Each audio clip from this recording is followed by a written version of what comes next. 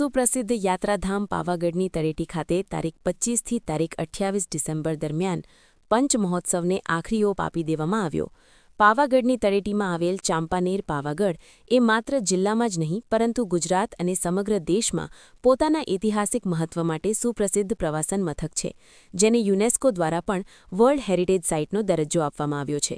ગુજરાતની અને ખાસ કરીને પંચમહાલની સંસ્કૃતિને ઉજાગર કરતો મહોત્સવ એટલે કે પંચમહોત્સવ ઉજવવાનો છે, ત્યારે જિલ્લા વહીવટી તંત્ર દ્વારા તેની પૂરજોશમાં તૈયારીઓ કરવામાં આવી છે. સુપ્રસિદ્ધ યાત્રાધામ પાવાગઢ પાસે વડા તળાવ પાસે યોજાનાર પંચમહોત્સવમાં 4 દિવસ રાત્રિ દરમિયાન ગુજરાતના પ્રખ્યાત એવા કલાકારો હજારોની મેદનીને લોકસંગીતથી તરબોળ કરશે, જેમાં પાર્થિવ ગોહિલ, સાગરદાન ગઢવી, ઓસમાણ મીર અને કિંજલ દવે 4 દિવસ સુધી પંચમહોત્સવમાં પોતાનું પરફોર્મન્સ આપવાના છે. હાલ તમામ તૈયારીઓને આખરી ઓપ આપવામાં આવી રહ્યો છે. પૂરો રિપોર્ટ પંચસત્તા ન્યૂઝ.